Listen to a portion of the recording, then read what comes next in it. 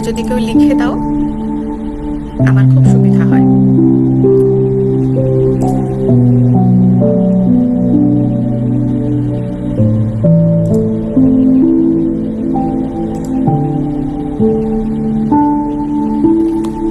সুশাব্দিকের Facebook live পেজে আজকে আমি আছি মঞ্জুরি। আমাকে শোনা যাচ্ছে এবং দেখা যাচ্ছে কিনা অনিন্দদা, সুমনাদি, তোমরা যদি কেউ থাকো আমাকে একটু যদি বলো। অনিন্দদা স্বাগত, অনেক ধন্যবাদ। তার মানে শোনাও যাচ্ছে, দেখাও যাচ্ছে।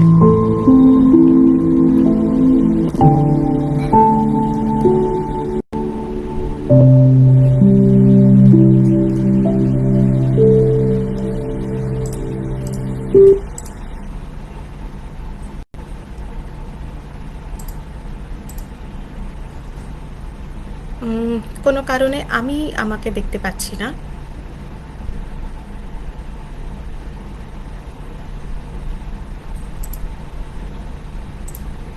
হ্যাঁ, দেখতে পেয়েছি। বন্ধুরা কয়েকজন আছেন, বন্ধু এবং প্রিয়জনেরা। আর 2 মিনিট অপেক্ষা করি।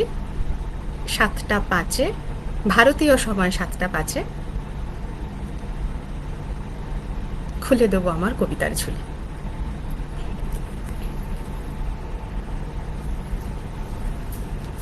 বন্ধু প্রিয়জনরা যাতে দেখতে পান তার জন্য আমি একবার চট করে শেয়ার করে দিই শুরু করার আগে। 2 মিনিট আমিও সময় চেয়ে নিচ্ছি সবার থেকে।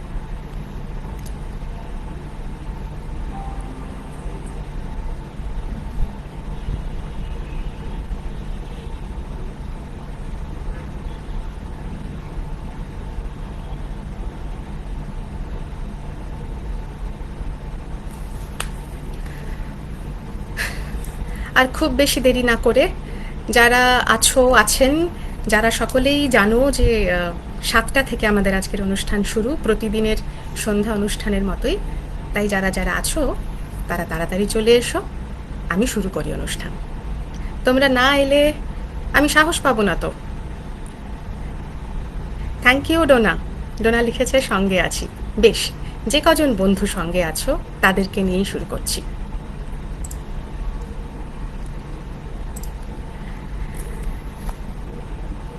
এখানে নাম হলো সন্ধ্যা। সূর্যদেব কোন দেশে, কোন সমুদ্র পারে তোমার প্রভাত হলো। অন্ধকারে এখানে কেঁপে উঠছে রজনীগন্ধা। বাসর ঘরের দ্বারের কাছে অবগুণ্ঠিতা নববধূর মতো কোনখানে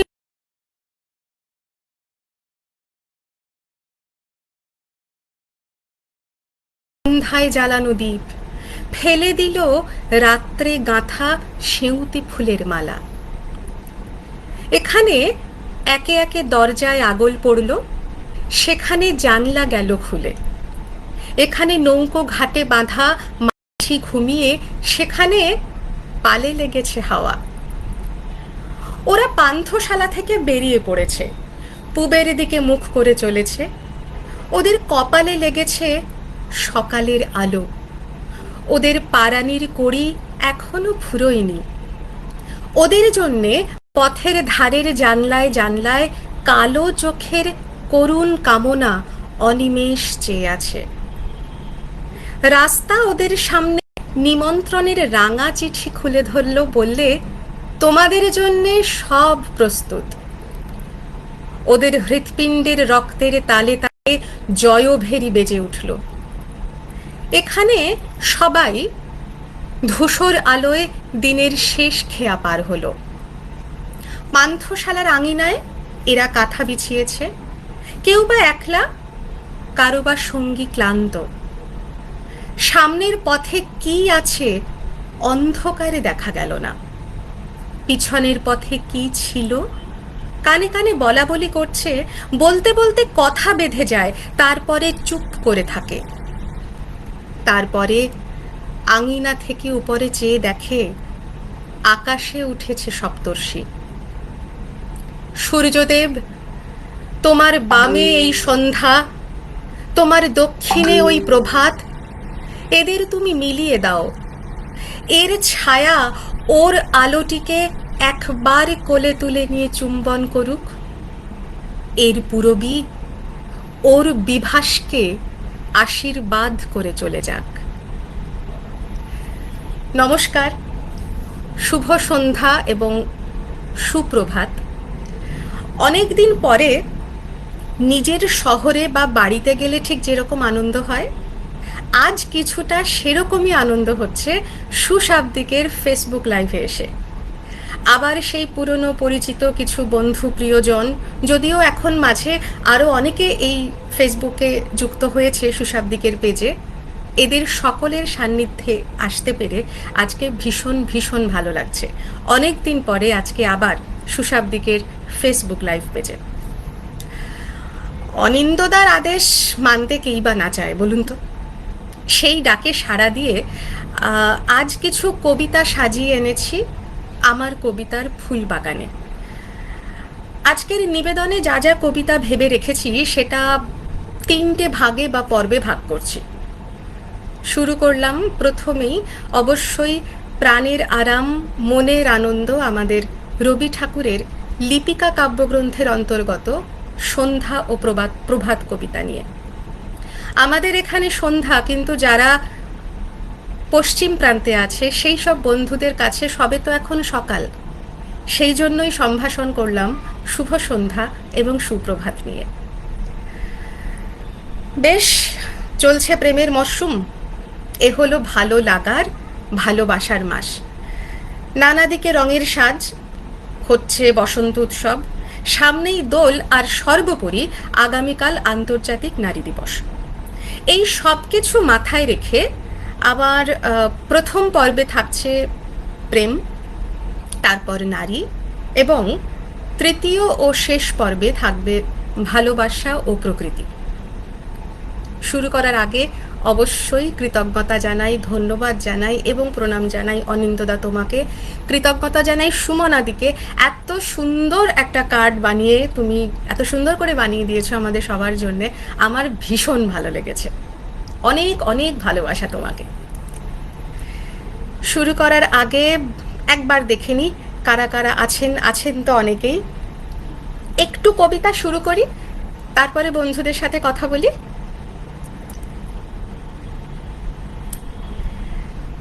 কেউ বলে ফাল্গুন, কেউ বলে পলাশের মাস, আমি বলি আমার সর্বনাশ। কেউ বলে দক্ষিণা, কেউ বলে মাতাল বাতাস, আমি বলি আমার দীর্ঘশ্বাস। ঠিকই ধরেছেন, এটা আমরা গানে শুনে সুরে থাকি, সেটাকে আমি কিছুটা না পুরোটাই কবিতার আবৃত্তি রূপ দিয়ে আজকে শুরু করলাম আমাদের আজকের অনুষ্ঠান।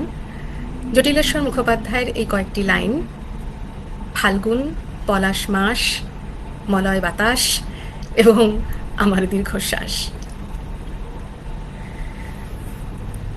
পাহাড়িয়া মধুপুর মেঠোধুলি পথ, দিন শেষে বই কালি মিষ্টি শপথ। মোহনিয়া বন্ধুরে আমি বালিকা, তোরি লাগি গান গাই গাথি মালিকা। আজও সন্ধ্যার শেষে খালি বিছানা, আমি শোব পাশে মোর কেউ শোবে না, তুই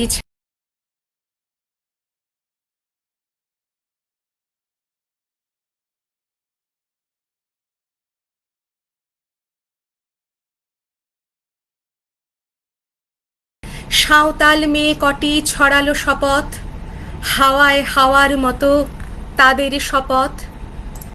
আইমিতে নি আজ রাতে চাঁদ কোরানো মাঝরাতে, আবছা আলোর কান্নাতে মুখ ঢেকে তুই ঝর্ণা ধারে আয়। আয় জোয়ানের মন জ্বালা, নাচ দিয়ে সই গাঁথমালা, চুমুর গেলাস মদ ঢালা, দে ছুড়ে দে 3 পাহাড়ের গায়। আহমাদুল মাতাল মাদুল বাজছে তরি জনলেলো, খুশির হাওয়া পাগলা হাওয়া টান দিল রাজ কনলেলো। আয় কাছে আয় মন দিলো, চোখ কেন তোর কাঁপছে মেয়ে, বুক কেন তোর দুলছে, গাল দুখানি লালচে শরীর সাপের মতো ফুলছে। কাকে মারবি ছো বললো, কোন ছেলে তোর কি করলো, মাদুল ভেবে কেউ কি তোকে আজকে বাজালো।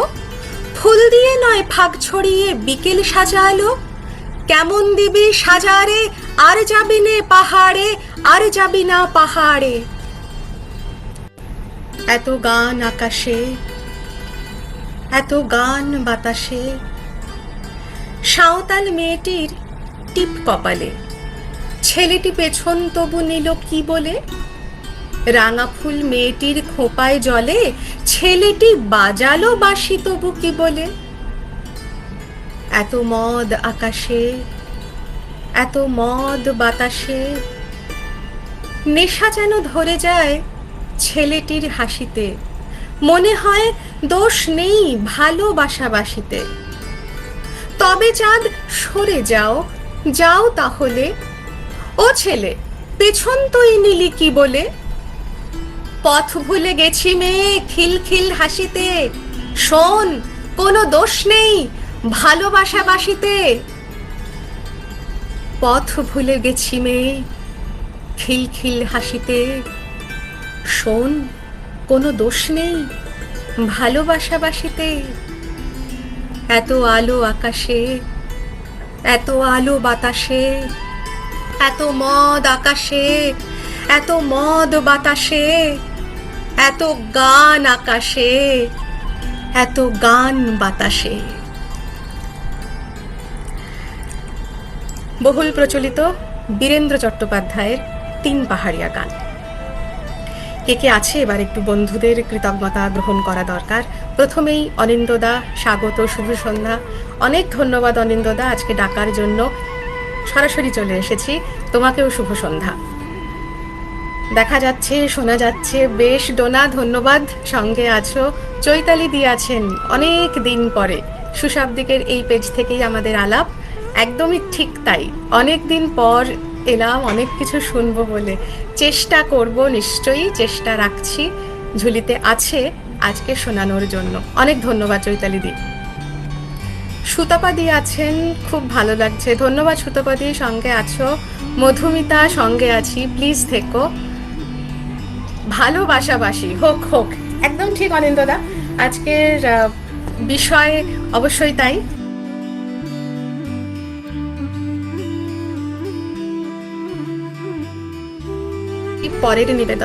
পরের নিবেদনের আগে কিছু মেসেজ আমার অ্যাকচুয়ালি ল্যাপটপে হোয়াটসঅ্যাপ খোলা, সেই জন্য কয়েকটি মেসেজ আমি দেখতে পেয়েছি। আমার কয়েকজন বন্ধু প্রিয়জনেরা দেখতে পাচ্ছেন না, আমি একটু অনুমতি নিচ্ছি, কয়েক সেকেন্ড জাস্ট শেয়ার করে আবার চলে আসছি একটুখানি।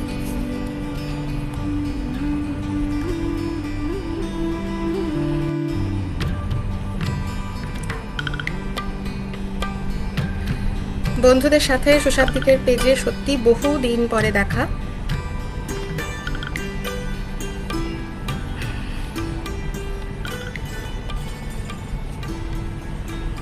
বেশ, আমার কাজ শেষ। এবারে বেশ কিছুক্ষণ বন্ধুজন এবং প্রিয়জনদের সাথে থাকা, কবিতায় থাকা।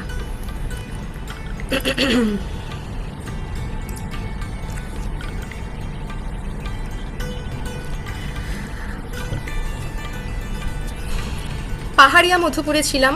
পাহাড়িয়া মেঠো ধূলিপথ ধরে হাঁটতে হাঁটতে আমাদের ভালো লেগে যায়, সেটা খুব স্বাভাবিক। আর সেই ভালো লাগা থেকেই মনে ইচ্ছা জাগে, ইস যদি এখানে থেকে যেতে পারতাম, তাই না? অনেক দিন থেকেই আমার একটা পাহাড় কেনার শখ, কিন্তু পাহাড়কে বিক্রি করে তা জানি না। যদি তার দেখা পেতাম, দামের জন্য আটকাতো না। আমার নিজস্ব একটা নদী আছে, সেটা দিয়ে দিতাম পাহাড়টার বদলে। কে না জানে পাহাড়ের চেয়ে নদীর দামই বেশি, পাহাড় স্থানু, নদী বহমান। তবু আমি নদীর বদলে পাহাড়টাই কিনতাম, কারণ আমি ঠকতে চাই। নদীটাও অবশ্য কিনেছিলাম একটা দ্বীপের বদলে। ছেলেবেলায় আমার বেশ ছোট্টখাট্ট ছিমছাম একটা দ্বীপ ছিল, সেখানে অসংখ্য প্রজাপতি। শৈশবের দ্বীপটি ছিল আমার বড় প্রিয়। আমার যৌবনের দ্বীপটি আমার কাছে মাপে ছোট লাগলো। প্রবহমান ছিপছিপে তন্নি নদীটি বেশ পছন্দ হলো আমার। বন্ধুরা বলল, ওইটুকু একটা দ্বীপের বিনিময়ে এত বড় একটা নদী পেয়েছিস, খুব জিতেছিস তো মাইরে। তখন জয়ের আনন্দে আমি বিহ্বল হতাম। তখন সত্যিই আমি ভালোবাসতাম নদীটিকে। নদী আমার অনেক প্রশ্নের উত্তর দিত, যেমন বলতো আজ সন্ধেবেলা বৃষ্টি হবে কি না। সে বলতো, আজ এখানে দক্ষিণে গরম হাওয়া, শুধু একটি ছোট্ট দ্বীপে বৃষ্টি, সে কি প্রবল বৃষ্টি, যেন একটা উৎসব। আমি সেই দ্বীপে আর যেতে পারি না। সে জানতো, সবাই জানে, শৈশবে আর ফেরা যায় না। এখন আমি একটা পাহাড় কিনতে চাই। সেই পাহাড়ের পায়ের কাছে থাকবে গহন অরণ্য। আমি সেই অরণ্য পার হয়ে যাব। তারপর শুধু রুক্ষ কঠিন পাহাড়, একেবারে চূড়ায় মাথার খুব কাছে আকাশ, নিচে বিপুলা পৃথিবী, চরাচরে তীব্র নির্জনতা। আমার কণ্ঠস্বর সেখানে কেউ শুনতে পাবে না। আমি ঈশ্বর মানি না, তিনি আমার মাথার কাছে ঝুঁকে দাঁড়াবেন না। আমি শুধু 10 দিককে উদ্দেশ্য করে বলবো, প্রত্যেক মানুষই অহংকারী। এখানে আমি একা, এখানে আমার কোনো অহংকার নেই। এখানে জয়ী হবার বদলে ক্ষমা চাইতে ভালো লাগে। হে 10 দিক, আমি কোনো দোষ করিনি, আমাকে ক্ষমা করো। একদমই তাই।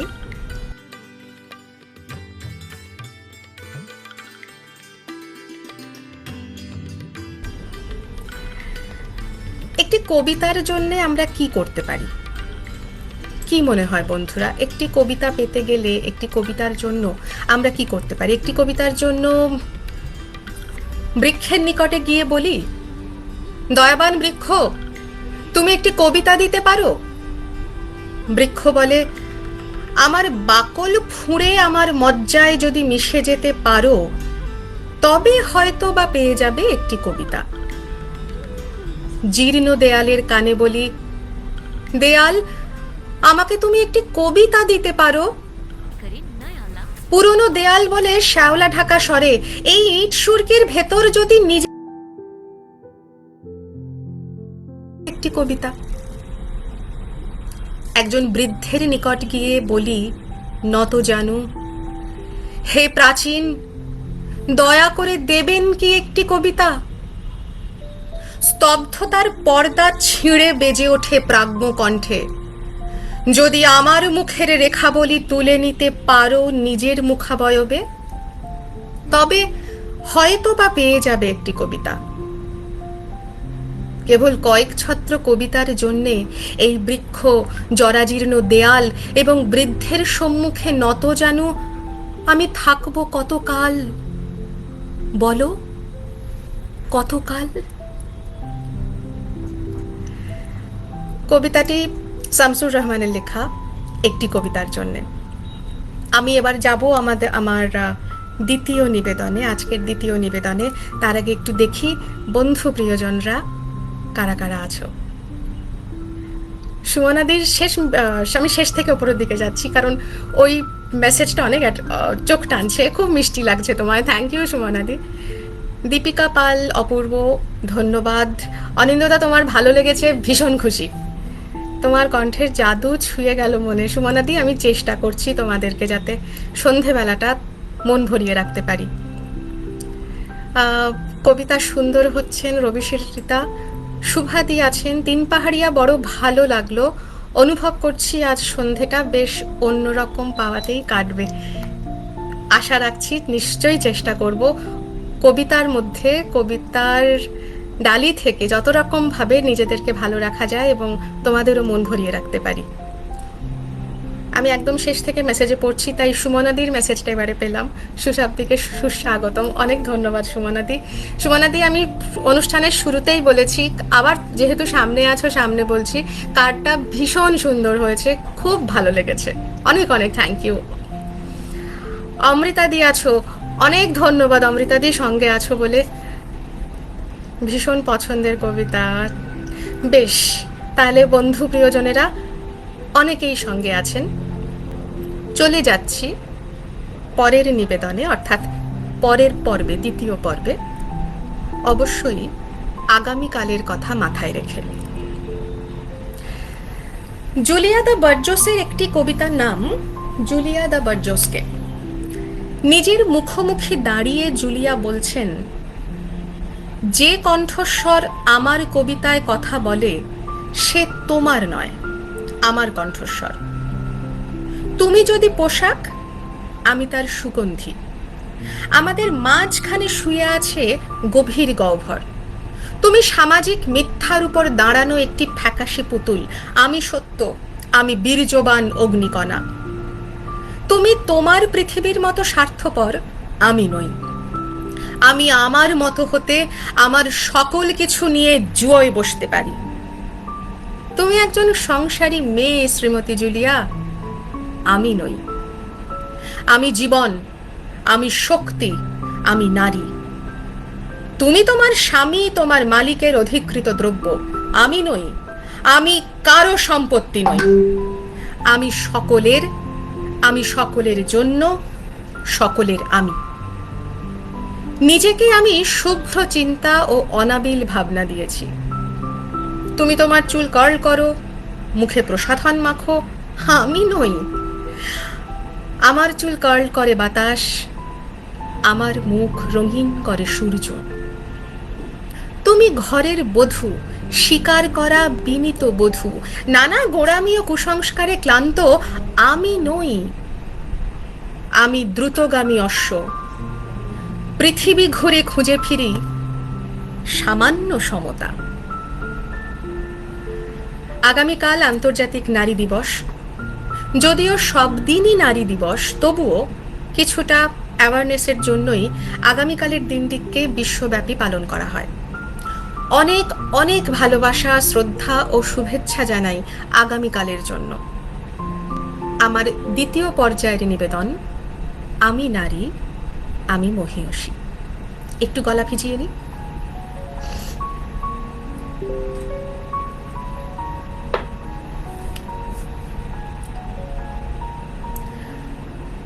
নারীকে আপন ভাগ্য জয় করিবার কেন নাহি দিবে অধিকার, হে বিধাতা। বেণীমাধব, বেণীমাধব, তোমার বাড়ি যাব। বেণীমাধব, তুমি কি আর আমার কথা ভাবো? বেণীমাধব মোহন বাঁশি তমাল তরু মূলে বাজিয়েছিলে। আমি তখন মালতীর স্কুলে ডেস্কে বসে অঙ্ক করি, ছোট্ট ক্লাস ঘর। বাইরে দিদিমণির পাশে দিদিমণির বর। আমি তখন নবম শ্রেণী, আমি তখন শাড়ি। আলাপ হলো বেণীমাধব, সুলেখাদের বাড়ি। বেণীমাধব, বেণীমাধব লেখাপড়ায় ভালো, শহর থেকে বেড়াতে এলে আমার রং কালো। তোমায় দেখে এক দৌড়ে পালিয়ে গেছি ভয়ে। বেণীমাধব, আমার বাবা দোকানে কাজ করে। কুঞ্জে অলি গুঞ্জে তবু ফুটেছে মঞ্জরি। সন্ধেবেলা পড়তে বসে অঙ্কে ভুল করি। আমি তখন নবম শ্রেণী, আমি তখন 16। ব্রিজের ধারে বেণীমাধব, লুকিয়ে দেখা হলো। বেণীমাধব, বেণীমাধব, এত দিনের পরে সত্যি বলো, সেসব কথা এখনো মনে পড়ে? সেসব কথা বলেছ তুমি তোমার প্রেমিকাকে? আমি কেবল একটি দিন তোমার পাশে তাকে দেখেছিলাম আলোর নিচে, অপূর্ব সে আলো। স্বীকার করি, দুজনকেই মানিয়েছিল ভালো। জুড়িয়ে দিল চোখ আমার, পুড়িয়ে দিল চোখ। বাড়িতে এসে বলেছিলাম ওদের ভালো হোক। রাতে এখন ঘুমোতে যাই একতলার ঘরে মেঝের উপর বিছানা পাতা, জ্যোৎস্না এসে পড়ে। আমার পরে জীবন ছিল চোরাপথের বাঁকে মিলিয়ে গেছে, জানি না আজ কার সঙ্গে থাকে। আজ জুটেছে, কাল কি হবে, কালের ঘরে শনি। আমি এখন এই পাড়ার সেলাই দিদিমণি। তবু আগুন বেণী মাধব, আগুন জ্বলে কই। কেমন হবে আমিও যদি নষ্ট মেয়ে হই? নষ্ট শব্দটি পুরুষের জন্য নয়, মেয়েদের জন্য প্রযোজ্য। ডিম নষ্ট হয়, দুধ নষ্ট হয়, নারকেল নষ্ট হয় এবং মেয়ে নষ্ট হয়। যে কোনো বস্তুর মতো আমাদের সমাজ একটি মেয়েকে নষ্ট বলে চিহ্নিত করে। এদেশের শিক্ষিত রুচিশীল মেয়েরা এই সব নষ্ট মেয়ে থেকে নিজেদের আলাদা করার ব্যাপারে বড় সতর্ক। আলাদা হতে চাওয়াটা আসলে বোকামি।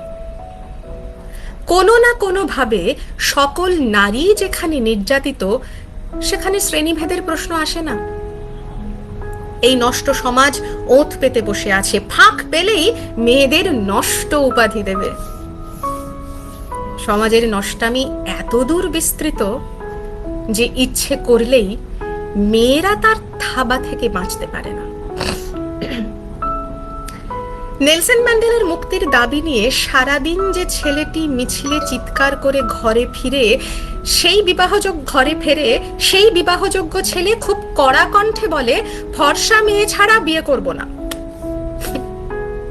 মেয়ে শিক্ষিত কিনা, রুচিশীল কিনা, মেয়ের আচার ব্যবহার শোভন কিনা ইত্যাদি দেখার আগে ছেলে এবং তার অভিভাবক প্রথম দেখে মেয়ের চামড়া সাদা কিনা। মানুষের শরীরের চামড়া সম্পূর্ণ ক্রোমোজোমের চরিত্র, প্রাকৃতিক পরিবেশ ও খাদ্যের উপর নির্ভর করে। এদেশে মানুষের স্বাভাবিক ত্বকের রং বাদামি। একটি মেয়ের সৌন্দর্য বিচার হয় তার ব্যক্তিত্বে নয়, তার ত্বকের উজ্জ্বলতায়, তার নাক, চোখ, ঠোঁটের আকার আকৃতিতে। খুব ক্ষুদ্র পরিসরেও বর্ণবাদ চলে, শুধু আফ্রিকা নয়, তৃতীয় বিশ্বের প্রতিটি ঘরেই গোপনে বর্ণবাদ চলছে। থলির ভেতর হাত ঢেকে শাশুড়ি বিড়বিড় করে মালা জপছেন, বউ গটগট গটগট করে হেঁটে গেল। আওয়াজটা বেয়াড়া, রোজকার ৮ পৌরে নয়, যেন বাড়িতে ফেরিওয়ালা ডেকে শখ করে নতুন কেনা হয়েছে। সুতরাং মালাটা থেমে গেল এবং চোখ দুটো বিষ হয়ে ঘাড়টাকে হেলিয়ে দিয়ে যেদিকে বউ যাচ্ছিল সেই দিকে ঢলে পড়ল। নিচের চোয়ালটা সামনে ঠেলে দাঁতে দাঁত লাগলো। বিলক্ষণ রাগ দেখিয়ে পর মুহূর্তেই শাশুড়ির দাঁত, চোখ, ঘাড়, চোয়াল যে যার জায়গায় ফিরে এলো। তারপর সারা বাড়িটাকে আছড়ে আছড়ে কলতলায় ঝমর ঝম, খনর খন, ক্যাচ ঘ্যাস ঘিস, ক্যাচর ক্যাচর শব্দ উঠল। বাসনগুলো কোনোদিন তো এত ঝাঁঝ দেখায় না, বড় তেল হয়েছে। ঘুরতে ঘুরতে মালাটা দাঁড়িয়ে পড়ল। নোড়া দিয়ে মুখ ভেঙে দিতে হয়। মালাটা একবার ঝাঁকুনি খেয়ে আবার চলতে লাগলো। নাকে অস্ফুট শব্দ করে থলির ভেতর ৫টা আঙুল হঠাৎ মালাটার গলা চেপে ধরল। মিনসের আক্কেলও বলিহারি, কোত্থেকে এক কালো অলক্ষণে পায়ে খুরওয়ালা ধিঙ্গি মেয়ে ধরে এনে ছেলেটার গলায় ঝুলিয়ে দিয়ে চলে গেল। কেন বাংলাদেশে ফর্সা মেয়ে ছিল না? বাপ অবশ্য দিয়েছিল, থুয়েছিল। হ্যাঁ দিয়েছিল, গলায় রসুড়ি দিয়ে আদায় করা হয়েছিল না। এবার মালাটাকে দয়া করে ছেড়ে দেওয়া হলো। শাশুড়ির মুখ দেখে মনে হচ্ছিল থলির ভেতর হাত ঢুকিয়ে দিয়ে এই সময়ে কি যেন তিনি লুকোচ্ছিলেন। একটা জিনিস, কমাস আগে বৌমা মরবার জন্য বিষ খেয়েছিল। ভাসুর পর ডাক্তার না হলে ও বউ এ বংশের গায়ে ঠিক চুনকালি মাখাতো। কেন, অসুখ করে মরলে কি হয়? ঢঙ্গি আর বলেছে কাকে? হাতে একরাশ ময়লা কাপড় নিয়ে কালো বউ গটগট গটগট করে সামনে দিয়ে চলে গেল। না, আর বাড়তে দেওয়া ঠিক নয়। বৌমা, বলুন। গলার স্বরটা ঠিক কাছা গলায় দেওয়ার মতো নয়, বড্ড ন্যাড়া। হঠাৎ এ দেমাগ এলো কোত্থেকে? বাপের বাড়ির কেউ তো ভাই ফোটার পর আর এদিকে মারায়নি। বাড়িটা যেন ঝড়ের অপেক্ষায় থমথম করছে। ছোট ছেলে কলেজে, মেজটি সামনের বাড়ির রোয়াকে বসে রাস্তায় মেয়ে দেখছে। ফর্সা ফর্সা মেয়ে, বৌদির মতো ভূষণ্ডি কালো নয়। বালতি ঠনঠনিয়ে বউ যেন মাকালির মতো রণরঙ্গিনী বেশে কোমরে আঁচল জড়িয়ে চোখে চোখ রেখে শাশুড়ির সামনে দাঁড়ালো। শাশুড়ির কেমন যেন হঠাৎ গা ছমছম করতে লাগলো। তাড়াতাড়ি থলির মধ্যে হাতটা লুকিয়ে ফেলে চোখ নামিয়ে বললেন, আচ্ছা থাক, এখন যাও। বউ মাথা উঁচু করে গটগট গটগট করে চলে গেল। তারপর একা একা পা ছড়িয়ে বসে মোটা চশমায় কাঁথা সেলাই করতে করতে শাশুড়ি এফড় ওফড় হয়ে ভাবতে লাগলেন, বউ হঠাৎ কেন বিগড়ে গেল, তার একটা তদন্ত হওয়া দরকার। তারপর দরজা দেবার পর রাত্রে বড় ছেলের ঘরে আড়ি পেতে এই কথা কানে এলো। বউ বলছে, একটা সুখবর আছে। পরের কথাগুলো এত আস্তে যে শোনা গেল না। খানিক পরে চকাশ চকাশ শব্দ। মা হয়ে আর দাঁড়াতে লজ্জা করছিল, কিন্তু তদন্তটা শেষ হওয়া দরকার। বউয়ের গলা। মা কান খাড়া করলেন, বলছে, দেখো, ঠিক আমার মতো কালো হবে। এরপর একটা ঠাস করে শব্দ করা উচিত। ওমা, বৌমা বেশ ডগমগ হয়ে বলছে, কি নাম দেব জানো? আফ্রিকা। কালো মানুষেরা কি কাণ্ডই না করছে সেখানে।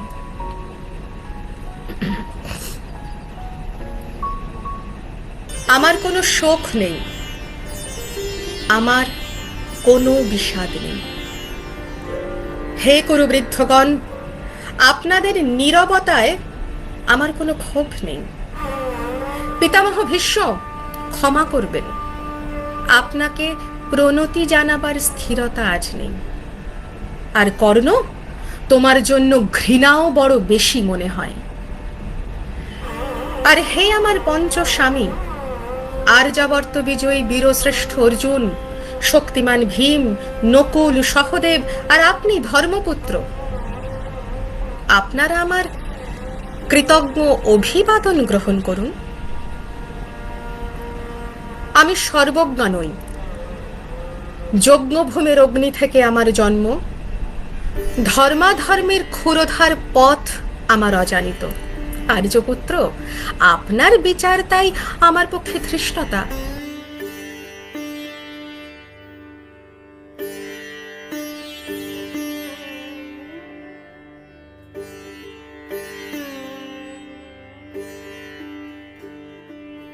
ভালোবাসা দিইনি কখনো, তাই তা ফিরেও যায়নি।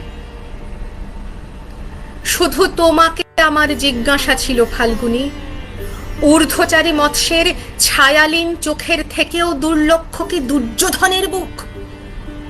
বলো সত্য করে, প্রেম নয় শুধু পৌরুষের আস্ফালনে ছিল পাঞ্চালী বিজয়ের পটভূমি? কিন্তু মিথ্যা প্রশ্ন। আমি জানি তোমার কোনো উত্তর নেই, যেমন নেই কোনো ভালোবাসা। তোমার শুধু আশা আছে। কৈশোর থেকে তুমি জেনে এসেছো বীরভোগ্যা পৃথিবী আর রূপমুগ্ধা নারী। জেনেছ একদিন ধার্তরাষ্ট্রের হাত থেকে ছিনিয়ে নিতে হবে কৌরব উত্তরাধিকার। জেনে এসেছো যেখানে যা কিছু সর্বোত্তম, সেখানেই পৌঁছতে হবে তোমাকে। শুধু এই কুমারী লক্ষ্যের দিকেই তোমার দৃষ্টি ধনঞ্জয়, তাই অনায়াসে তুমি সরে যাও এক নারী থেকে অন্য রমণীতে।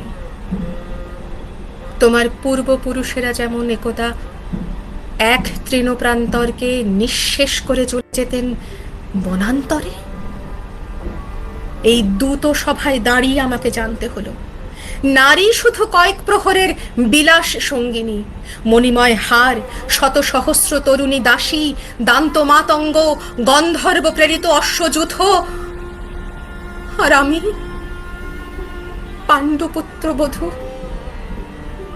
এক পংক্তিতে দাঁড়িয়ে আমরা সবাই অপেক্ষায়। পিতৃগৃহে যেমন দেখেছিলাম আহিরিনীরা দূর গ্রাম থেকে নিয়ে আসে তাদের পসরা, আর তার উপরে ঝুঁকে পড়ে লুব্ধ ক্রেতার দল, আমাদের ব্যবহার করার জন্যে তেমনি উন্মুখ হয়ে আছে যারা আমার পতির আত্মীয়। আর আমাদের বিলিয়ে দিচ্ছেন যারা, তারা আমার পঞ্চ স্বামী, বিবাহের মঙ্গলসূত্র হাতে বেঁধে যারা একদিন আমার ওপর নিয়ম সিদ্ধ করেছিলেন তাদের অধিকার। না, শুধু এই রত্নমণ্ডিত সভাগৃহেই নয়, আরো আগে আমাকে জানতে হয়েছিল আমার কোনো বাসনা নেই কোনো নিজস্ব ইচ্ছা। অর্জুন, প্রথম দেখার মুহূর্তে আমার হৃদয় দিয়েছিলাম তোমাকে, অথচ আমার শরীরকে প্রথম আলিঙ্গন করলেন ওই মহাভাগ যার খ্যাতি ধর্মপুত্র বলে।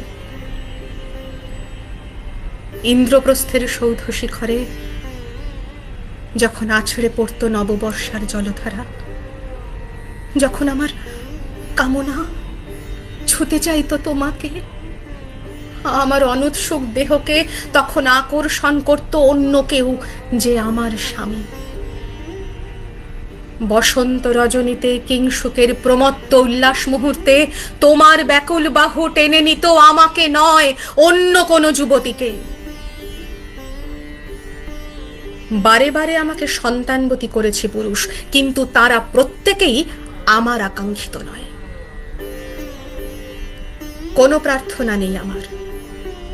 কুরুবৃদ্ধরা বিলাপ করুন, জ্যেষ্ঠ পাণ্ডব প্রহর গুনুন, কোন পুণ্য লগ্নে ধর্মরাজ্য নেমে আসবে মাটিতে। ভীম, অনুগ্রহ করে স্তব্ধ হও। নকুল, সহদেব, বিচ্যুত হইও না অগ্রজের প্রতি অটল বিশ্বাসে। আর অর্জুন, অন্তঃপুরে যাও, সেখানে তোমার জন্য স্নিগ্ধ শরীর সাজিয়ে রেখেছে তোমার কোনো প্রেয়সী। শোক নয়, লজ্জা নয়, এই রাজগৃহে দাঁড়িয়ে আমি জানলাম প্রেম নয়, অধিকার নয়, নারী শুধু প্রয়োজনের।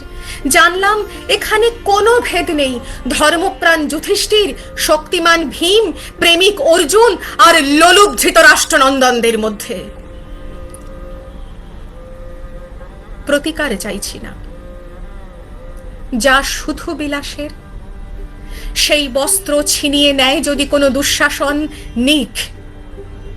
আমি কাঁদছি না, চারপাশে ভাসানের ডিঙায় পশুদের উদ্যম নাচের ভঙ্গি আমি দেখছি না, চারপাশে ক্লিপদের অক্ষম বিলাপ আমি শুনছি না।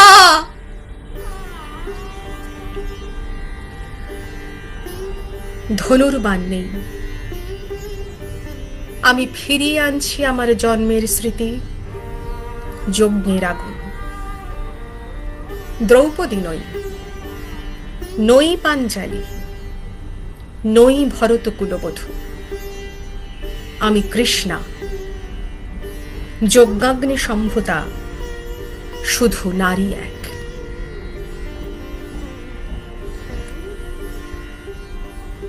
কৃষ্ণা মহাভারতের চরিত্র। আরেকটি চরিত্রে আসি, রাজেন্দ্র নন্দিনী। আমি চিত্রাঙ্গদা, রাজেন্দ্র নন্দিনী। হয়তো পড়িবে মনে সেই একদিন, সেই সরোবর তীরে শিবালয় দেখা হয়েছিল এক নারী। বহু আভরণে ভারাক্রান্ত করি তার রূপহীন তনু। কি জানি কি বলেছিল নির্লজ্জ মুখরা। পুরুষেরে করেছিল পুরুষ প্রথায় আরাধনা, প্রত্যাখ্যান করেছিলে তারে। ভালোই করেছ। সামান্য সে নারী রূপে গ্রহণ করিতে যদি তারে, অনুতাপ বিধিত তাহার বুকে আমরণ কাল। প্রভু, আমি সেই নারী, তবুও আমি সেই নারী নহে, সে আমার হীন ছদ্মবেশ। তারপরে পেয়েছিনু বসন্তের বরে বর্ষকাল, অপরূপ রূপ দিয়েছিনু শ্রান্ত করি বীরের হৃদয়ে। ছলনার ভারে সেও আমি নহি। আমি চিত্রাঙ্গদা, দেবী নহি, নহি সামান্যা নারী।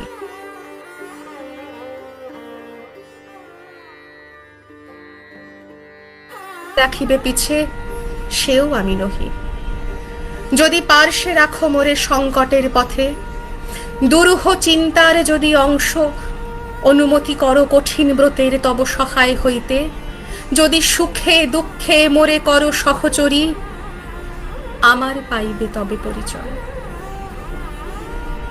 গর্ভে আমি ধরেছি যে সন্তান তোমার, যদি পুত্র হয় আশৈশব বীর শিক্ষা দিলে, দ্বিতীয় অর্জুন করি তারে একদিন পাঠাইয়া দিব যবে পিতার চরণে। তখন জানিবে মোরে প্রিয়তম।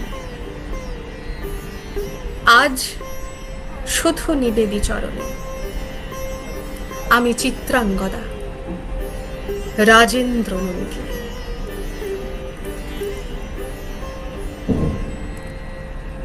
দ্বিতীয় পর্বে আমার তালিকায় ছিল বা ছিলেন রবীন্দ্রনাথ ঠাকুর, সব্যসাচী দেব, জয় গোস্বামী, তসলিমা নাসরিন এবং সুভাষ মুখোপাধ্যায়।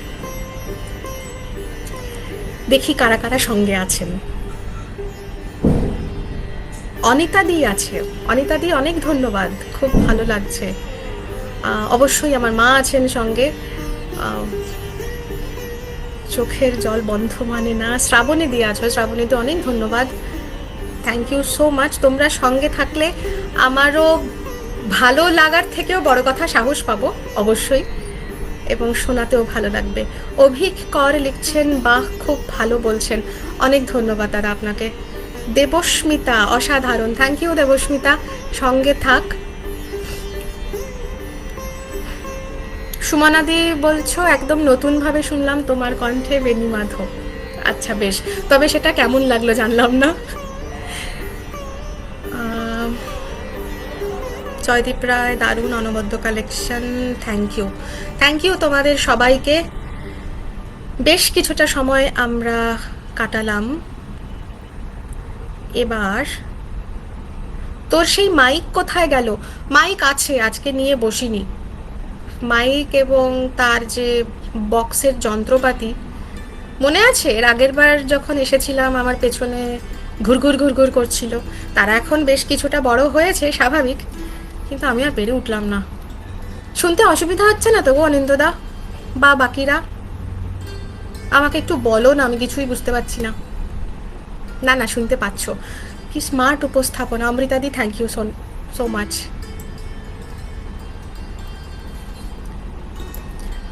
সুতপাদি লিখছেন, নারী পর্ব খুব ভালো লাগলো, থ্যাংক ইউ সুতপাদি। হ্যাঁ, এটাই আমার নারী পর্ব ছিল আজকের জন্য, দ্বিতীয় নিবেদন। তো ইচ্ছা করে এই পরপর ছিল, আর প্রত্যেকটার সাথেই কোনো না কোনোভাবে আরেকটি কবিতা কানেক্টেড।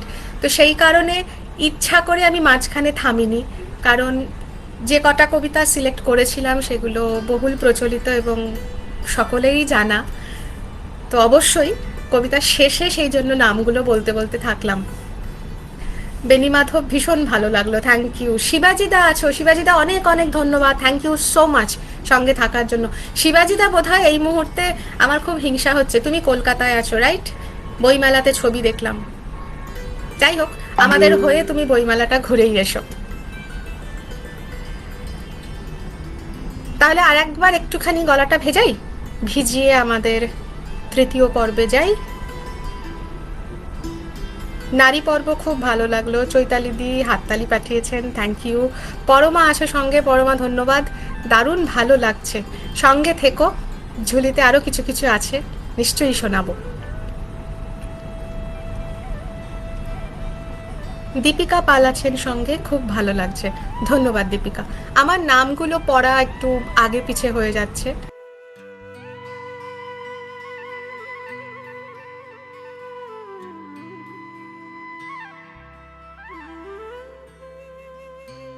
এবং অবশ্যই করব, কারণ বন্ধুজন প্রিয়জন না থাকলে এমনিতে তো মনে হচ্ছে যে একা একা কবিতা বলে যাচ্ছি নিজের কাছে নিজের মুখ দেখে, কিন্তু ওই যে লেখাটা সেটা মনে সাহস যোগায় যে না না বলে যাও আমরা আছি।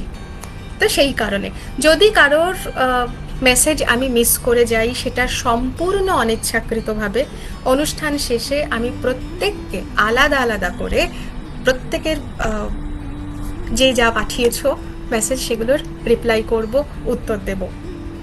এইটুকু ত্রুটি মার্জনা চাইছি, আশা করছি সবারই কৃতজ্ঞতা স্বীকার করতে পারছি, এটুকু মার্জনা চেয়ে নিচ্ছি। কারণ অনেক সময় সবাইকে ফলো করে উঠতে পারছি না। অনিন্দদা লিখেছো ভালো হচ্ছে অনুষ্ঠান, থ্যাংক ইউ সো মাচ অনিন্দদা, থ্যাংক ইউ। তাহলে যাই পরের পর্বে। নারী পর্বটা একটু ভারী ভারী ছিল আমি জানি, একটু মুডটাকে চেঞ্জ করি, 1 মিনিট দাঁড়াও। এটা রম্য রচনায় আসি। বাজে গল্প শুনতে ভালো লাগে? দাঁড়াও দেখি তোমাদের বাজে গল্প শোনানো যায় কিনা। আমার ঝুলিতে কি বাজে গল্প আছে আজকে? ও আমার ঝুলি, দেখা দাও। বেশ, তাহলে চলে যাচ্ছি আমাদের মানে আমার তৃতীয় পর্যায়ে, প্রেম প্রকৃতি ভালোবাসা।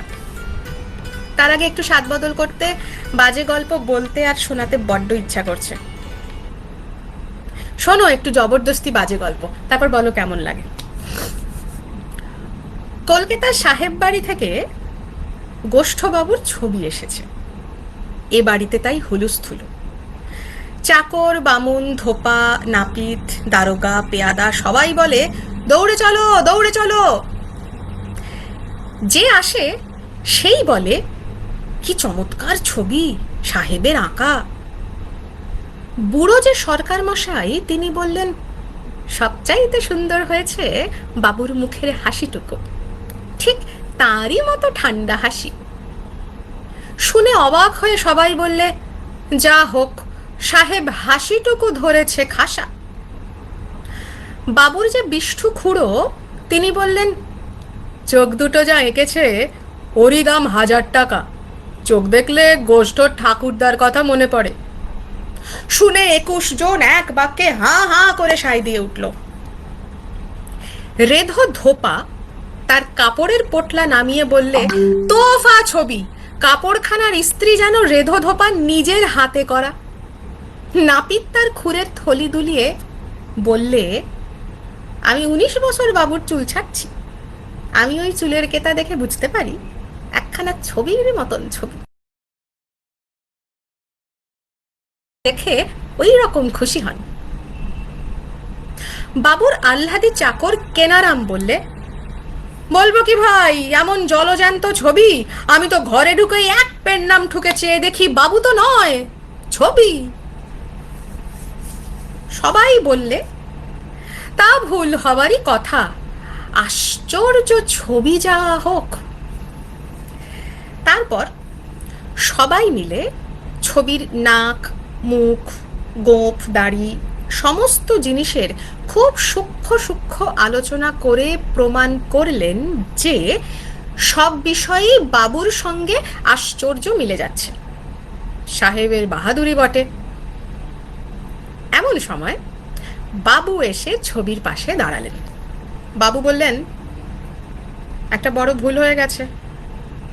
কলকাতা থেকে ওরা লিখেছে যে ভুলে আমার ছবি পাঠাতে গিয়ে কার যেন ছবি পাঠিয়ে দিয়েছে, ওটা ফেরত দিতে হবে। শুনে সরকার মহাশয় মাথা নেড়ে বললেন, দেখেছ, ওরা ভেবেছে আমায় ঠকাবে। আমি দেখেই ভাবছি অমন ভিড়কুটি দেওয়া প্যাকনা হাসি, এ আবার কার ছবি? খুড়ো বললেন, দেখো না, চোখ দুটো যেন উল্টে আসছে, যেন গঙ্গা যাত্রায় জ্যান্ত মরা।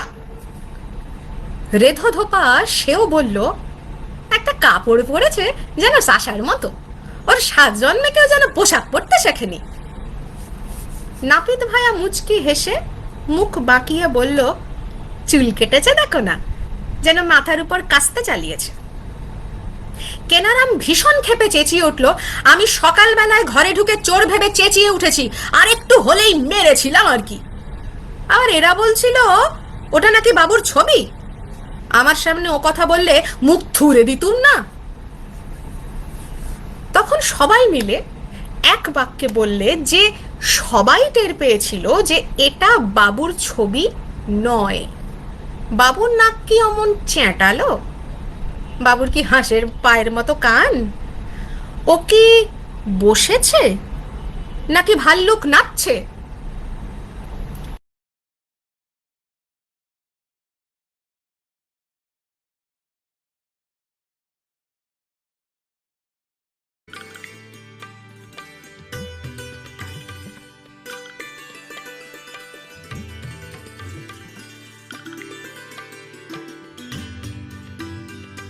গল্পটা বাজে গল্পের আওতায় পড়ে না।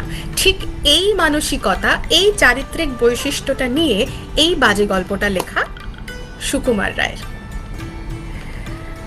বাজে গল্প বলার ভঙ্গি। Thank you so much for all your beautiful collection. চৈতালিদি, thank you so much, thank you. স্মৃতি এসেছো, খুব দেরি হয়ে গেল মঞ্জরি।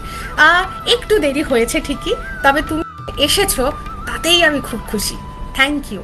আরও কিছুক্ষণ থাকো, এখনো কিছুটা সময় বাকি আছে। চৈতালিদি বলছেন, বেনিওয়াদ always my all time favourite. Oh wow, চৈতালিদির কতটা মন ভরাতে পেরেছি জানি না, তবে নিজের জানা চেনা কোনো কবিতা হলে সেটা অবশ্যই শুনতে ভালো লাগে। একবার জানিও পছন্দ হলো কি না। পরমা, এটা আমার খুবই প্রিয় সুকুমার রায়ের অনবদ্য সৃষ্টি, খুব সুন্দর প্রেজেন্ট। থ্যাংক ইউ পরমা, একদমই তাই। সুকুমার রায়ের কবিতা ছড়া আমরা ওই তালটার জন্য বা কবিতার যে চলনটা থাকে সেই চলনের জন্য আমরা ছোটদেরকে অনেক সময় শেখাই, অনেক সময় মানে আমরা শেখাই সুকুমার রায়ের ছড়া, কে না শেখাই বলো, বা আমরাও নিজেরাই শিখেছি। কিন্তু প্রত্যেকটি ছড়ার পেছনে তার যা গূঢ় অর্থ, সেটা একেবারে সমাজের চিত্রটাকে পরিষ্কার করে আমাদের চোখের সামনে তুলে ধরে। সেটা শুধু বাজে গল্পই কেন, সেটা যে কোনো গল্প, মানে 21শে আইন বলো বা ধরো গোপচুরি বলো, গোপচুরিটাকে তো আমি ভীষণভাবে রিলেট করতে পারি, প্লিজ কেউ মনে করো না। ওটা অফিস বস ব্যাপারটা নিয়ে খুব রিলেট করা যায়। আর যে কোনো কবিতায়, সৎপাত্রই বলো, মানে বড়দের কাছে সুকুমার রায়ের কবিতাগুলো বেশ মজা করে করে বলা। ছোটরা বলে নিশ্চয়ই, ছোটদের বলার মতো বহু ছড়া আছে, তবে সুকুমার রায়ের লেখার সকলের মতো আমিও একজন খুব চূড়ান্ত পাঠক, ভীষণ ভালো লাগে, আজও পড়ি, এখনো পড়ি। বিপাশা ভট্টাচার্য, দারুণ, ধন্যবাদ বিপাশাদি। সুতপাদি, বাজে গল্প খুব ভালো লাগলো। বাজে গল্পটা ভালোই লেগে গেল। যাক, অনুষ্ঠান শেষে ভিডিও, ও হ্যাঁ অনিন্দদা, আচ্ছা ঠিক আছে, নিশ্চয়ই সেভ করে রাখবো। এটা ঠিকই বলেছো, আজকাল ফেসবুকের যদিও বলা উচিত না এভাবে জনসমক্ষে, কিছু কিছু সুবিধা অসুবিধা আছে, নিশ্চয়ই সেভ করে রাখবো। থ্যাংক ইউ, তুমি এটা মনে করিয়ে দিলে বলে। চৈতালিদি লিখছেন, আমার খুব ডিস্টার্ব হচ্ছিল, জানি না আমার কি সেটা, তাই। ওহো, তাহলে নেটওয়ার্ক ইস্যু হবে গো, আমি জানি না আর কেউ এটা ফেস করেছো কিনা। শিবাজিদা বলছে সামনে বসে তোমার কথা শুনবো, একদমই তাই। তুমি ওপারে আর আমি এপারে, কোন কবে দেখা হবে জানি না। তবে আপাতত তুমি বম্বে এসে গেছো? ও আচ্ছা, তাহলে তোমার থেকে এবার কলকাতার গল্প শুনতে হবে। এবারে আমিও বাজি বকতে শুরু করেছি। শ্রাবণীদি লিখেছ, যা কোথায় গেল? এইটাই হয়, যেই একটা মেসেজ ধরলাম না, চট করে আরেকটা চলে গেল। 1 মিনিট দাঁড়াও। শ্রাবণীদি কিছু তো একটা লিখেছো, আই জাস্ট মিসড ইট। শ্রাবণীদি দেখছি আবার পরে। তাহলে বাজে গল্প বলে কিছুটা আমরা বিরতি নিলাম, নিয়ে এবার সত্যি সত্যি শেষের পথে হাঁটি। ছোট বড় সবার প্রিয়, একদম ঠিক কথা স্মৃতি। সুকুমার রায় ছোট বড় সবার প্রিয়। আরো সুন্দর কবিতা শুনতে চাই। অনিন্দদার সুমনাদি কতক্ষণ আমাকে টাইম দেবে জানি না, তবে হ্যাঁ আরো কিছু কিছু কবিতা আছে, আশা করি তোমাদের ভালো লাগবে। অনিন্দদা আরেকটুখানি চালাবো, কি বলো? 1 ঘন্টা প্রায় হবে হবে করছে, তোমাদের সঙ্গে থেকে বিশ্বাস করো আমি এখনো টের পাইনি। যেমন ধরো লোকের খিদে পায়, জল তেষ্টা পায়, অনেকের চা পায়, মানে চা খাওয়ার ইচ্ছা করে, আমার মাঝে মধ্যে কবিতা পায়। ওই কবিতা পেয়ে গেলে ব্যাপারটা একটু মুশকিল হয়ে যায়, মানে একবার ধরে সেটা বলতেই থাকো যতক্ষণ না হাঁপিয়ে উঠছো, অ্যান্ড দেন ইউ রিয়েলাইজ যে হ্যাঁ অনেকটা সময় হয়ে গেছে। অনিন্দদা কিছু তো লেখো, তবে আমি যেভাবে প্রশ্ন করছি অনিন্দদা হ্যাঁ না লিখে মনে হয় না আর কিছু লিখতে পারবে বলে। শুভাদি বাজে গল্প অনুবদ্ধ। আমার খুব ভালো লাগে আসলে। তোমরা যদি দেখো সুকুমার সমগ্রে, ওখানে যদি খুব ভুল না বলি টোটাল 3টে বাজে গল্প আছে, তো তার মধ্যে আমি দ্বিতীয়টা বললাম। তোমরাও পড়ো, খুব ভালো লাগবে। ছোট ছোট, আমি তো বললাম শুনলেই, ছোট ছোট, খুব বেশি বড় না, কিন্তু ভালো লাগবে। বেশ, চলে যাচ্ছি পরের পর্বে, তৃতীয় পর্ব দিয়ে তারপরে আজকের অনুষ্ঠানের শেষের দিকে এগিয়ে যাব। এই যে বাজে গল্পটা যে বললাম, বাজে গল্পের সঙ্গে সঙ্গে নীরেন্দ্রনাথ চক্রবর্তীর একটা না মানে কয়েকটা লাইন আমার খুব মনে পড়ে গেল, তাই তোমাদের বলছি। নিশ্চয়ই জানো তোমরা, আঁকতে পারি চক্ষু তাহার, আঁকতে পারি নাক, নকল চুলে লুকিয়ে রাখা মস্ত বড় টাক, ঠোঁটের পাশে কাজল দিয়ে বানিয়ে তোলা তিল, কিন্তু সবটা মিলিয়ে মুখ আঁকাই তো মুশকিল। কি দারুণ না কথাগুলো! আমরা ইন্ডিভিজুয়ালি চোখ আঁকছি, নাক আঁকছি, কান আঁকছি, তিলও দিচ্ছি ঠোঁটের পাশে একটা কাজলের ডট, কিন্তু সব মিলিয়ে যখন মুখটা আঁকা হয়, আমাদের মতো এরকম আনাড়িদের হাতে আঁকাটা ওই সাহেবের দশা হবে, না হলে সুন্দর ছবি বেরোবে।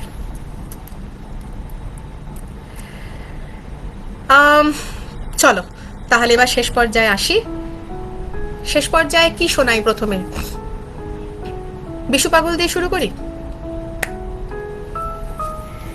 বিপদ আবার ডাক দিয়েছে, দমকা বাতাস, আলগা বোতাম, বসন্তকে সাক্ষী রেখে আজ যদি ফের সঙ্গী হতাম।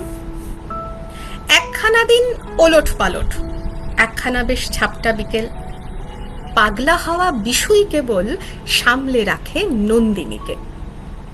যা ইচ্ছে তাই বলুক লোকে, নিন্দুকে আর কি না রটায়, অনামিষী বাস স্টপেজে দেখা হবেই 6:45।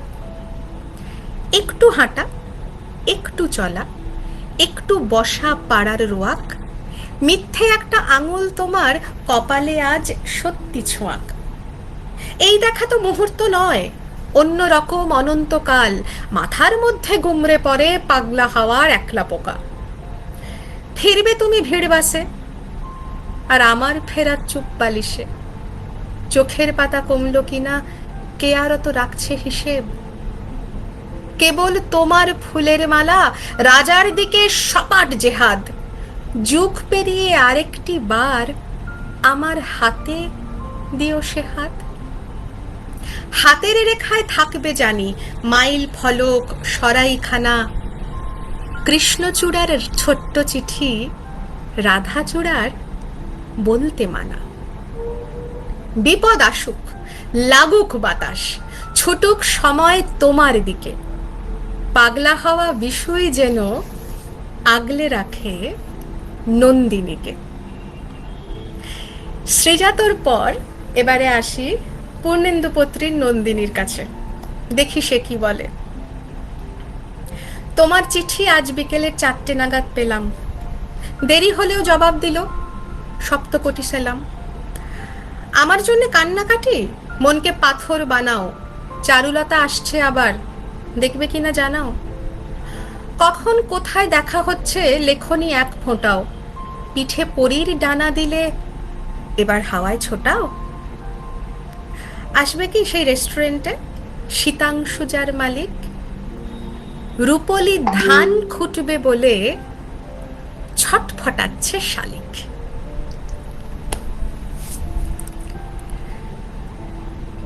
দুই নন্দিনী থেকে কবিতা পাওয়াটা দারুণ। সুতাপাদি লিখেছে হ্যাঁ গো, আমার মাঝে মধ্যে কবিতায় পায় এবং সেটা পেয়ে গেলে মুশকিল হয়ে যায়। 1 মিনিট দাঁড়াও তো তোমরা, আমার ব্লুটুথটা বড্ড তখন থেকে ট্যাং ট্যাং করে আওয়াজ করছে। বন্ধ। অনবদ্য যেটা তোমার বাইরে ভালো লেগেছে খুব। অ্যাবসলিউটলি ওকে চৈতালি দি, বাংলা টাইপ করতে দ্যাটস অ্যাবসলিউটলি ফাইন। ইংরাজি শব্দটাকে, ভাষাটা বুঝতে পারা নিয়ে তো কথা, তাই না? সুতরাং তুমি যেভাবে লিখছো রোমান লেটারে ইংরাজি হরফে, সেটা তো আমার কাছ পর্যন্ত পৌঁছে যাচ্ছে, একেবারে স্ট্রেট ডিরেক্টলি আমার কাছে আসছে, সুতরাং ঠিক আছে।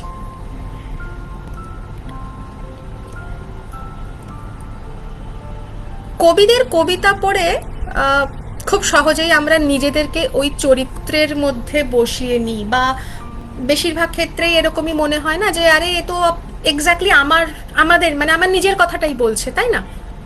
সেটাই হয়, ম্যাক্সিমাম ক্ষেত্রে সেটাই হয়। এবং সেই কারণেই এক একটা কবিতা যখন আমরা লিখি, এটা আমার ভীষণ প্রিয়, ভীষণ ভালো লাগে, সামহাও রিলেট করতে পারি, কোথাও না কোথাও ওই জায়গাটা সিঙ্কড হয়ে যায় আমরা ওই পার্টিকুলার এনভায়রনমেন্ট বলো বা ক্যারেক্টার বলো।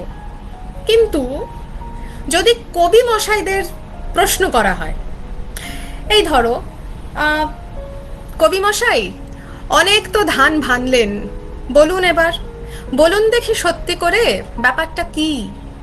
আপনি, হ্যাঁ আপনি নিজে দেখেছেন তো প্রেমে পড়ে, ঠিক না? তা বলুন না সে কেমন তর, সোজা কথায় বুঝিয়ে বলুন, লোকেরা যার তাড়ায় ছোটে নানান পাড়ায়, সেইখানে কি প্রেমের আগুন? তাহলে তো শরীরটাতেই সব মিটে যায়, কিন্তু দেখুন মনও আছে। মুশকিলটা এই যে মনের আর্জি যত পেশ করা যায় ওরই কাছে। যেমন ধরুন, কাউকে দেখা মাত্রই যদি চিনলেন মনের মানুষ, কেমন করে পাবেন তাকে? কোন ফিকিরে এক জোড়া মন দামাল বেহুশ মিলতে পারে? না গো মশাই, কবুল করুন, ছটফটানি সবই খাঁচায়। উড়তে হলে একলা যাবেন, মিলতে হলে শরীরটা চাই। কেমন মজা! শরীরটাকে নিংড়ে ছিঁড়ে কিছুতেই কি ইচ্ছা পড়ে? আবার মনের সঙ্গে মনের মোকাবিলায় শরীর এসে জখম করে। ভালোবাসা?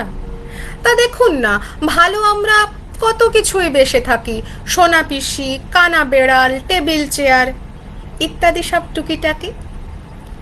যাদের সাথে স্মৃতি জড়ায়, তেমনি বিয়ে, ঘরকন্যা, সঙ্গে খাওয়া, করুণ রঙিন, পিছন ফেলা পথের কথা চোখে চোখে, যৌবনের আর মেয়াদ কদিন। শরীর কিংবা স্মৃতি নিয়ে আমরা আছি। আচ্ছা এখন বলুন দেখি, এই যত সব খুচরো নিয়ে জীবন কাটে, তাদের সাথে প্রেমের কি? মনে করুন আপনি যখন দেখেছিলেন একটি মেয়ের হাতের নড়া, ঝলক দিয়ে অন্ধকারে মিলিয়ে যেতে, তারই নাম তো প্রেমে পড়া। তখন যে সব পাতাল ঠেলা উথাল পাথাল দিয়েছিল পাগল করে, সেই উৎসাহ, সেই অশান্তি, সেই আনন্দ, বলুন তো তা কোথায় ধরে? কাকের রূপে অবাক হয়ে তাকান যখন, কিংবা চৌরঙ্গি মোড়ে হঠাৎ কেঁপে থমকে দাঁড়ান কোনো কবির পুরনো লাইন মনে করে? এ সংসারে সেই প্রেম কি ধরে কোথাও আপনাদেরই মনে ছাড়া? আর সেখানে আয়ু তো আর 1-আধ মিনিট না, কাটে না কারুর ভাড়া। তাই তো বলি, এত যে গীত বাঁধলেন আপনাদেরই গোপন সে গান। আমরা দেখুন বেঁচে থেকেই সুখে আছি, আমাদের আর কেন শোনান? কবিতার নাম কবি মশাই, বুদ্ধদেব বসুর লেখা।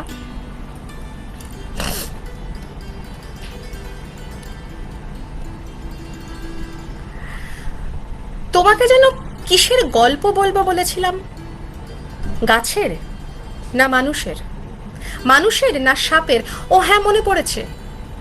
গাছের মতো একটা মানুষ আর সাপের মতো একটা নারী।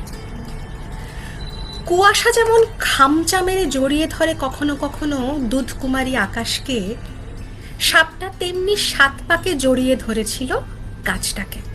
আর গাছটাও বেহায়া, লাজ লজ্জা লোক লৌকিকতা ভুলে গিয়ে নৌকা ডুবে যাচ্ছে, এখনই ঝাঁপ দিতে হবে নদীর নাইকুণ্ডুতে, এমনি ভাবেই সর্বস্ব ভাসিয়ে দিল সাপের হাতে।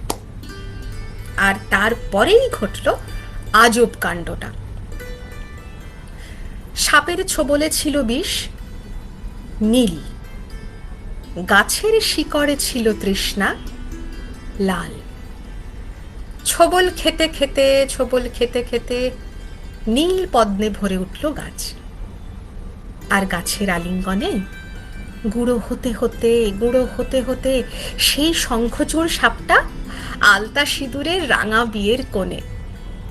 আর এই সব দৃশ্য দেখতে দেখতে আকাশের আইবুড়ো নক্ষত্রগুলো হেসে গলে গা ঢলাঢলি করে বলে উঠল, আজ সারা রাত জাগবো ওদের বাসর। আমার সেই গল্পটা এখনো শেষ হয়নি, শোনো।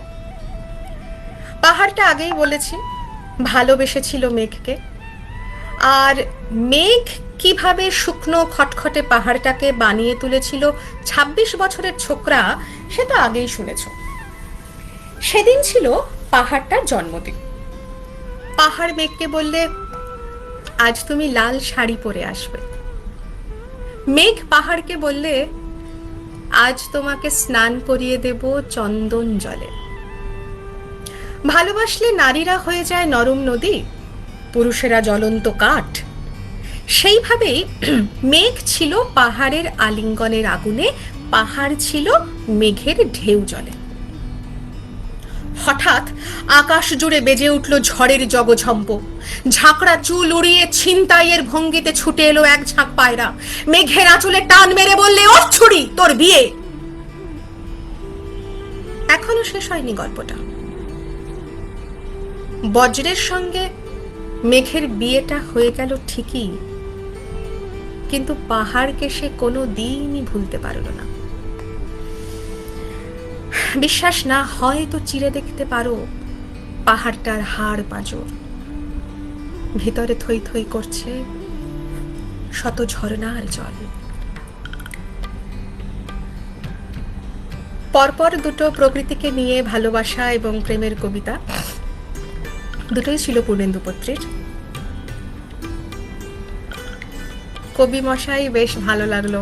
বাহ, স্বাতী ব্যানার্জি লিখছেন, খুব ভালো লাগলো কবি মশাই, ধন্যবাদ।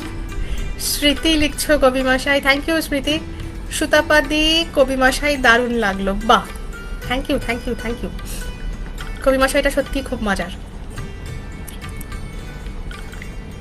শত ঝরনার জল, প্রকৃতি, পাহাড়, গাছ, সমুদ্র, কিছু কিছু প্রাণী, মানে সাপও ছিল, ঝড়, বজ্র, এই সব কিছু নিয়ে দেখি জল হাওয়ার লেখা। স্নেহ সবুজ দিন, তোমার কাছে ঋণ। বৃষ্টি ভেজা ভোর, মুখ দেখেছি তোর। মুখের পাশে আলো, ও মেয়ে তুই ভালো। আলোর পাশে আকাশ, আমার দিকে তাকা। তাকাই যদি চোখ, একটি দিকে হোক যে দেখি জ্যোৎস্নায় হরিণ হয়ে যায়। হরিণদের কথা জানুক নীরবতা। নীরব কোথায় থাকে? জলের বাঁকে বাঁকে। জলের দোষ না তো, হাওয়ায় হাত পাতো। হাওয়ার খেলা সে কি মাটির থেকে দেখি। মাটিরই গুণ হবে, কাছে আসুক তবে। কাছে কোথায়, দূর। নদী সমুদ্র, সমুদ্র তো নোনা, ছুঁয়েও দেখব না। ছুঁতে পারিস নদী, শুকিয়ে যায় যদি। শুকিয়ে গেলে বালি, বালিতে জল ঢালি। সেই জলের ধারা ভাসিয়ে নেবে পাড়া। পাড়ার পরে গ্রাম। বেড়াতে গেছিলাম, গ্রামের কাছে কাছে নদী শুয়ে আছে। নদীর নিচে সোনা, ঝিকোয় বালু কণা। সোনা খুঁজতে এসে ডুবে মরবি শেষে। বেশ, ডুবিয়ে দিক, ভেসে উঠব ঠিক। ভেসে কোথায় যাব, নতুন ডানা পাবো। নামটি দেব তার সোনার ধান। আর বলবো, শোনো এই, কষ্ট দিতে নেই। আছে নতুন হাওয়া তোমার কাছে যাওয়া। আরো সহজ হবে, কত সহজ হবে। ভালোবাসবে তবে, বলো ভালোবাসবে কবে? জল হাওয়ার লেখা এটা ছিল জয় গোস্বামীর। একেবারে শেষের গোড়ায় চলে এসেছি আমার। এক মিনিট, একেবারে শেষে আমার ফুল বাগান, যে ফুলের যে ঝুড়িটা ছিল সেটা আস্তে আস্তে তোমাদেরকে প্রচুর ফুল বের করে দিয়েছি। আর রয়েছে গুটি মাত্র কয়েকটি।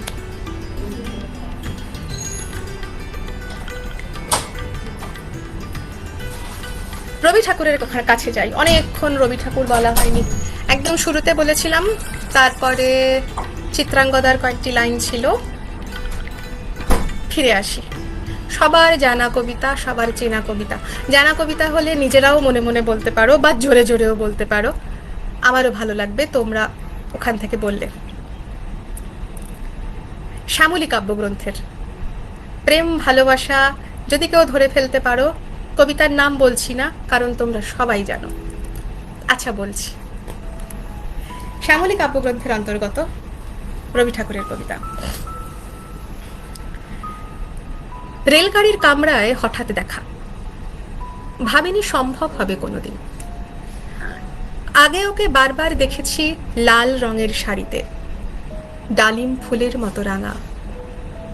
আজ পরেছে কালো রেশমের কাপড়, আঁচল তুলেছে মাথায়, দোলন চাপার মতো চিকন গৌর মুখখানি ঘিরে।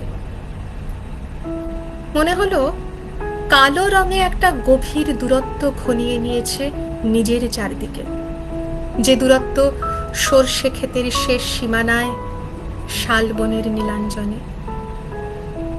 থমকে গেল আমার সমস্ত মনটা। চেনা লোককে দেখলেন অচেনার গাম্ভীর্যে। হঠাৎ খবরের কাগজ ফেলে দিয়ে আমাকে করিলে নমস্কার। সমাজবিধির পথ গেল খুলে। আলাপ করলেন শুরু, কেমন আছো, কেমন চলছে সংসার ইত্যাদি। সে রইল জানলার বাইরের দিকে চেয়ে, যেন কাছের দিনের ছোঁয়াচ পার হওয়া চাহনিতে। দিলে অত্যন্ত ছোট দুটো একটা জবাব, কোনোটা বা দিলেই না। বুঝিয়ে দিলে হাতের অস্থিরতায়, কেন এসব কথা, এর চেয়ে অনেক ভালো চুপ করে থাকা। আমি ছিলাম অন্য বেঞ্চিতে ওর সাথীদের সঙ্গে। এক সময় আঙুল নেড়ে জানালে কাছে আসতে, মনে হলো কম সাহস নয়। বসলুম ওর এক বেঞ্চিতে। গাড়ির আওয়াজের আড়ালে বললে মৃদু স্বরে, কিছু মনে করো না, সময় কোথা সময় নষ্ট করবার। আমাকে নামতে হবে পরের স্টেশনে, দূরে যাবে তুমি, দেখা হবে না আর কোনোদিনই। তাই যে প্রশ্নটার জবাব এতকাল থেমে আছে, শুনবো তোমার মুখে। সত্য করে বলবে তো? আমি বললাম, বলবো। বাইরের আকাশের দিকে তাকিয়েই শুধলো, আমাদের গেছে যে দিন একেবারেই কি গেছে? কিছুই কি নেই বাকি? একটুকু রইলেন চুপ করে, তারপর বললেন, রাতের সব তারাই আছে দিনের আলোর গভীরে। খটকা লাগলো, কি জানি বানিয়ে বললেন নাকি। ও বললে, থাক, এখন যাও ওদিকে। সবাই নেমে গেল পরের স্টেশনে, আমি চললেন একা। এই একা পথ চলতে চলতে শত শত বছর পার হয়ে যায়, পার হয়ে যায় হাজার হাজার বছর। ক্লান্ত নাবিক তবুও দ্বীপের ভেতর তাকেই খুঁজে বেড়ায়, সেই অপেক্ষারত বনলতা সেনকে। ঠিক ধরেছেন বন্ধুরা, আপামর বাঙালির রূপসী বাংলার কবি জীবনানন্দ দাশ, তাকে বাদ দিয়ে, তার লেখা বাদ দিয়ে প্রেম ভালোবাসা প্রকৃতির সেটা শেষ করা বা অনুষ্ঠান করা ঠিক না, বা এই কবিতাটা না বলে পারছি না। তার রচনা, বিখ্যাত রচনা, যা আমাদেরও আজও নস্টালজিক করে দেয়, বনলতা সেন। হাজার বছর ধরে আমি পথ হাঁটিতেছি পৃথিবীর পথে। সিংহল সমুদ্র থেকে নিশীথের অন্ধকারে মালয় সাগরে অনেক ঘুরেছি আমি। বিম্বিসার অশোকের ধূসর জগতে সেখানে ছিলাম আমি। আরো দূর অন্ধকারে বিদর্ভ নগরে আমি ক্লান্ত প্রাণ এক। চারিদিকে জীবনের সমুদ্র সফেন আমারে দুদণ্ড শান্তি দিয়েছিল নাটোরের বনলতা সেন।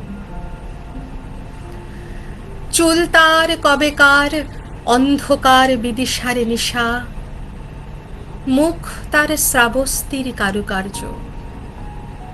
অতি দূর সমুদ্রের ওপর হাল ভেঙে যে নাবিক হারায়েছে দিশা, সবুজ ঘাসের দেশ যখন সে চোখে দেখে দারুচিনি দ্বীপের ভিতর, তেমনি দেখেছি তারে অন্ধকারে। বলেছে সে, এতদিন কোথায় ছিলেন? পাখির নীড়ের মতো চোখ তুলে নাটোরের বনলতা সেন। সমস্ত দিনের শেষে শিশিরের শব্দের মতন সন্ধ্যা আসে। ডানার রৌদ্রের গন্ধ মুছে ফেলে চিল। পৃথিবীর সব রং নিভে গেলে পাণ্ডুলিপি করে আয়োজন। তখন গল্পের তরে জোনাকির রঙে ঝিলমিল সব পাখি ঘরে আসে। সব নদী ফুরায় এ জীবনের সব লেনদেন। থাকে শুধু অন্ধকার, মুখোমুখি বসিবার বনলতা সেন।